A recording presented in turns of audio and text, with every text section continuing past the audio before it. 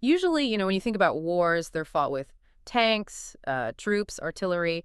But if you look at the intelligence reports crossing desks right now in Washington, Beijing, Moscow, The weapons look entirely Don't different. right. They look completely different. The most devastating weapon on the planet today is like a microscopic piece of silicon, something smaller than your fingernail. Or a single line of code buried in a banking server. Exactly. We've basically stepped into this geopolitical landscape where the old map is just completely broken. The power struggle is everywhere, and yet it's nowhere at once. So, welcome to the deep dive. Glad to be here. Today, we are opening up a massive stack of recent geopolitical strategy notes, declassified intelligence analyses, and global economic reports. And our mission today is to unpack this monumental global shift, the thing they're calling the new Cold War. Yeah, it's a massive topic. It really is. We're going to explore the actual mechanics of how the United States, China, and Russia are actively competing to dominate the future of global power. Because the unipolar era, that window where a single superpower called all the shots, that is definitively over. It's gone. Right. The race to replace it has already begun, and it's actively reshaping the global systems that you, the listener, rely on every single day. Yeah. And I think right here is where I need to just step in and establish some ground rules for this deep dive. Oh, absolutely. Go for it. Since we are dealing with active global superpowers and, frankly, highly charged global politics, I want to make it crystal clear that our job today isn't to pick a winner. We're not endorsing any nation's ideology or, debating the morality of these actions. Right. No side taking here. None at all. Yeah. We are strictly here to analyze the chessboard based purely on the facts, the strategies, and the scenarios that are outlined in the intelligence reports. We want you to see exactly how these massive geopolitical levers are being pulled clearly and impartially, Just Lorraine. laying out the source material. Okay, let's unpack this. Because I think when people hear the phrase Cold War, it's very, very easy to just map the old U.S.-Soviet dynamic onto today. Oh, yeah, that's the immediate instinct. Right. But the sources highlight that this modern conflict operates on a completely different set of physics. We aren't just looking at two isolated empires pointing nuclear warheads at each other across an iron curtain anymore. No, not at all. The defining characteristic of this new competition is what the analysts in the reports call weaponized interdependence. Weaponized interdependence. Exactly. Think about it this way. During the 20th century, the U.S. and Soviet economies, they barely interacted. They were entirely separate systems.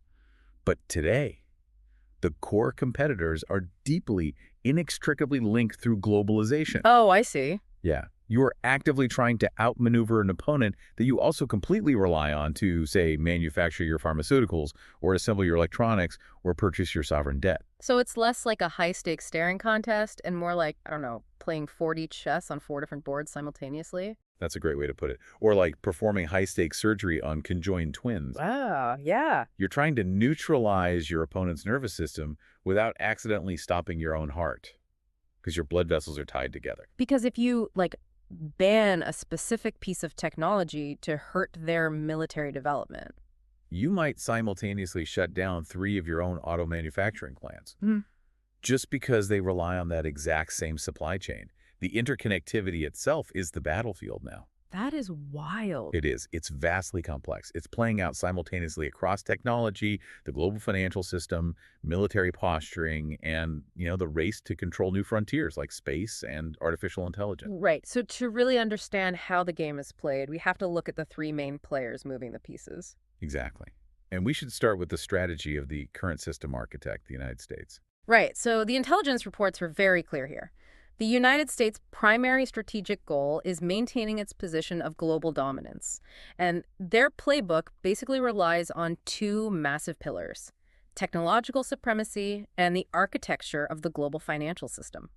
Let's look at that technology pillar first, specifically semiconductors. The strategy here isn't just about building faster computers, right? It's about controlling the choke points of innovation. Because advanced microchips dictate the future of AI. Yes. And AI dictates the future of military and economic power. So the U.S. strategy leverages the fact that making these truly advanced chips is incredibly, almost impossibly difficult. It requires something called extreme ultraviolet, or EUV lithography. Right, which, if I remember the notes correctly, involves machines that essentially shoot lasers at microscopic droplets of molten tin. Yeah, it sounds like science fiction. It really does, to print circuit patterns at the atomic level. Exactly. And here's the kicker. There is only one company in the world, located in the Netherlands, that is capable of manufacturing those EUV machines. Just one. But because those machines utilize American intellectual property and American patents, the U.S. has the legal and the geopolitical leverage to basically block the export of that technology to its rivals. Wow. So by controlling the microscopic bottlenecks of supply, the U.S. aims to just freeze its competitors' technological advancement. Precisely. And then you have the second pillar, the financial system, specifically the power of the U.S. dollar and networks like SWIFT. SWIFT is the messaging system, right? The one that allows global banks to securely transfer money across borders. That's the one. When the U.S. and its allies use economic sanctions, they're essentially flipping a switch that disconnects a rival country from that SWIFT network. So suddenly your banks can't process international payments. Right, you can't easily sell your exports, you can't buy imports. It's basically a way to cripple an entire economy without firing a single bullet. Okay, but I have to push back on the strategy for a second. Sure, go ahead. If the U.S. continuously uses access to the dollar and the global banking system as a weapon, doesn't that inherently force its rivals to realize they're vulnerable? I mean, doesn't it motivate them to just completely bypass the dollar and team up to build their own parallel economic systems? What's fascinating here is that the reports identify that exact dynamic as the primary catalyst for the current strategic alignment between Russia and China. Oh, really? Yeah, Western financial sanctions have dramatically accelerated their efforts toward de-dollarization. They are actively building alternative payment rails. Like China's cross-border interbank payment system, right? CIPS. Exactly, CIPS. They're building these so they can conduct massive volumes of trade in their own currencies, entirely outside the visibility and control of Washington. Which brings us directly to Russia's specific role in this whole triad. Because, while Russia doesn't have the vast economic footprint of the U.S. or China, the strategy documents show they operate as the supreme geopolitical disruptor. Yes, and they do it by leveraging incredibly hard, tangible assets. They utilize the sheer gravity of natural resources. Right. Russia is a massive global supplier of oil, natural gas, enriched uranium, and wheat. And when you control the energy that keeps neighboring continents warm, And the fertilizer that grows their crops. and the grain that keeps their populations fed, you possess immense structural leverage. You can trigger global inflation or localized energy crises simply by adjusting your export quotas. So you combine that immense resource leverage with their ongoing military operations in Ukraine, which have fundamentally shocked the European security architecture. Yes, absolutely. Plus their deployment of highly sophisticated cyber warfare targeting critical infrastructure abroad. Yeah. And you basically have a playbook designed to constantly destabilize the U.S.-led order. That's exactly how the intelligence characterizes it. But here's where it gets really interesting. Yeah. Because while the U.S. is attempting to hold the line and Russia is aggressively disrupting it, you have the unprecedented systematic expansion of China. Yeah, the analyses detailing China's strategy, they focus very heavily on physical infrastructure and supply chain sovereignty. Right. They aren't just building a domestic economy. They are attempting to physically rewire the globe through the Belt and Road Initiative. We're talking about funding and constructing deepwater ports in Sri Lanka, massive rail networks across East Africa, highways through Central Asia. Yes. And the mechanism here isn't just goodwill, right? It creates a system of logistical dependence. Oh, I see. If Beijing finances and builds the port that handles, say, 80% of your country's exports. And then you struggle to service that debt. Exactly. China gains operational control over critical maritime real estate. They are creating new arteries of global trade that all lead directly back to their own economy. And alongside that logistical infrastructure is their deliberate dominance over raw materials, the stuff required for the 21st century. Yes, the rare earth elements. Right. Which are vital for literally everything. Wind turbines, missile guidance systems, the battery in your electric vehicle. And while those minerals are mined in various places around the world, China has spent decades cornering the market on the processing of these materials. The processing, not just the mining. Right. They control something like 80% of the global refining capacity. So even if an American or European company pulls lithium out of the ground, they often have to ship it all the way to China just to make it usable. That is incredible. So we have the US leveraging its grip on financial networks and bleeding edge tech patents. We have Russia leveraging essential energy and agricultural resources to fracture alliances. And we have China leveraging global infrastructure and a monopoly on processing the materials of the future. Yep, that's the board. These three distinct strategies are crashing into each other every single day. And because the presence of nuclear arsenals makes a direct traditional war between these powers utterly catastrophic, the collisions are happening in these non-kinetic arenas. Right, the invisible wars. Exactly. The intelligence notes categorize the modern front lines into the trade war and the technology war. The trade war is fought with, punitive tariffs, export controls, and aggressive state subsidies designed to just bankrupt rival industries. And the technology war is the all-out sprint for supremacy in AI, quantum computing, biotech. Spot on. When we talk about export controls or supply chain sovereignty, it can sound incredibly abstract, like just words on a page in Washington. He does, yeah. But I want to make sure you, listening to this, understand why this matters. This invisible war dictates the actual cost of living. The battle over who refines lithium directly determines whether the electric car you want is actually affordable. Absolutely. The fight over semiconductor patents dictates the price of the smartphone you buy, or whether a vital piece of medical equipment in your local hospital can be manufactured at all. When global shipping routes get choked by tariff disputes or rerouted due to geopolitical tension, the cost of transporting freight triples. And that means the price of your groceries goes up. Exactly. This power struggle is baked into the receipt of almost everything you purchase. The economic consequences are immediate. But, the source material certainly does not ignore the physical hotspots, where these tensions are constantly threatening to boil over into kinetic conflict. The physical battlefields. Right. The map is dotted with severe pressure points. You have Taiwan, which is the undeniable epicenter of the global semiconductor manufacturing industry, and a core, non-negotiable territorial objective for Beijing. And you have Ukraine functioning as this devastating proxy battlefield, testing the limits of Western military supply chains against Russian industrial output. And then, of course, you have the South China Sea. Yeah, let's talk about that, because this isn't just a dispute over a few remote islands, right? Not at all. The Strait of Malacca is one of the most critical maritime choke points on Earth. Yeah. Trillions of dollars of global manufacturing components and energy supplies pass through those waters. So if tensions escalate and that specific waterway gets blockaded, or even just militarized to the point where commercial vessels can't pass? Factories on the other side of the planet would grind to a halt within weeks. Wow. And underscoring all of these physical hotspots is this relentless underlying hum of cyber warfare. Just constant probing of power grids, subsea data cables, corporate servers. Yeah, it never stops. Now, if we connect this to the bigger picture, a vital question emerges from the analyses. What happens to the billions of people on the planet who aren't the primary combatants in Washington, Beijing, or Moscow? Right, because they have to survive this too. Exactly.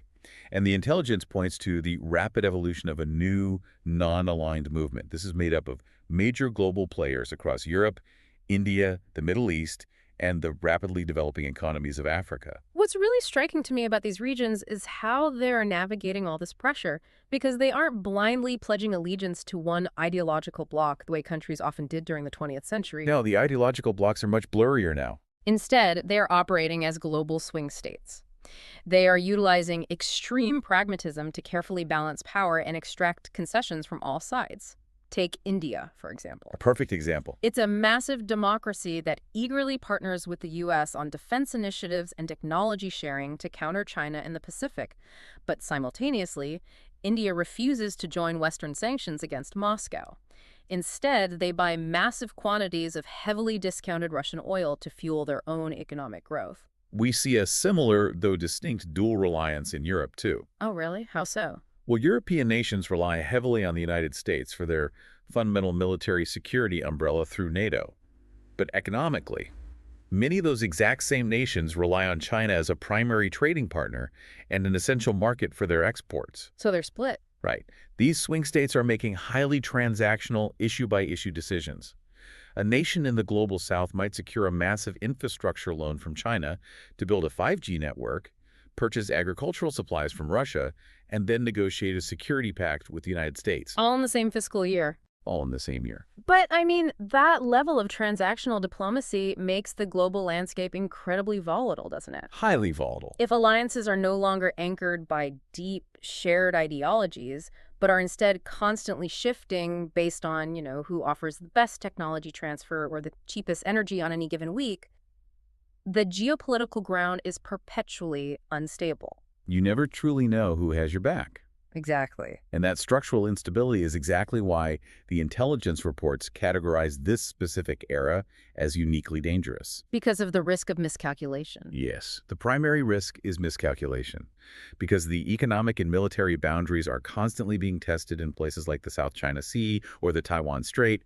A single localized incident could spiral. Like a collision between a drone and a fighter jet? Or a misread naval maneuver that could rapidly escalate through these tangled alliances into a direct superpower clash. And of course, hanging over all of this maneuvering is the ever-present reality of nuclear deterrence. Yeah, we can't forget that. Just because the conflict is currently being fought over microchips and payment systems doesn't mean the nuclear arsenal's vanished. They're still there. They are quietly sitting in silos and submarines, keeping the ultimate stakes of this competition at a completely existential level. And beyond the nuclear shadow, the modern risk is the threat of systemic economic collapse. Because of that weaponized interdependence we talked about. Exactly. Because all these economies are tied together, if the superpowers push their trade wars too far and the global supply chains genuinely fracture, the resulting economic shock wouldn't just be a localized recession. It would be catastrophic. It could dismantle the complex global logistics network that makes modern urban life, food distribution, and healthcare even possible. So what does this all mean? We've mapped out the strategies, the battlefields, the wild cards, and the immense risks. When the geopolitical analysts project this current trajectory forward, where does the source material actually see this heading? The reports outline 4 primary scenarios for how this new Cold War might fundamentally reshape the world over the next few decades. Okay, let's hear them. The first projection is a stabilized, multipolar world. In this scenario, the competition eventually plateaus. No single country manages to achieve total dominance. So they just balance out. Right.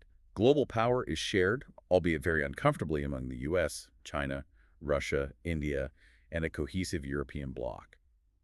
It's a messy, highly bureaucratic world, but the balance of power prevents major wars and trade continues through heavily negotiated channels. So essentially a tense geopolitical standoff where everyone basically agrees to disagree but keeps doing business to survive. That's scenario 1. Okay.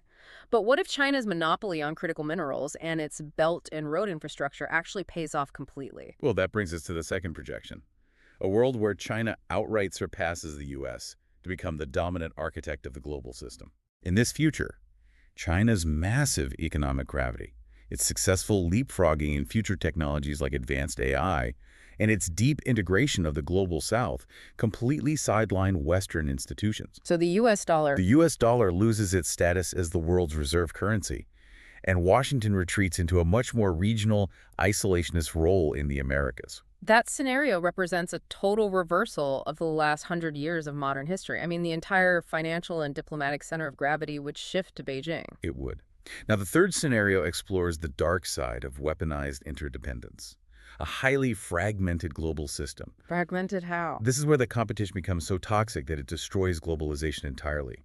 The world shatters into entirely distinct, walled-off technological and economic fortresses. Like a splinter net. Exactly, a splinter net. The U.S. and its allies operate on one completely closed digital ecosystem with their own financial clearinghouses and highly localized supply chains. Meanwhile, China, Russia, and their aligned partners operate on a completely separate digital architecture, a separate internet, and a separate banking system. With zero crossover. Zero. Hardware built in one block literally cannot interface with software in the other. It's the ultimate geopolitical divorce. The ultimate divorce. And that would come with massive inefficiencies and costs for the global economy, right? Unimaginable costs. Oh. Finally, the fourth scenario is the wildcard future. A world reshaped by totally unexpected new alliances or sudden internal collapses. Ah, right. Going back to the swing states. Yeah. This acknowledges the unpredictability of the swing states we discussed.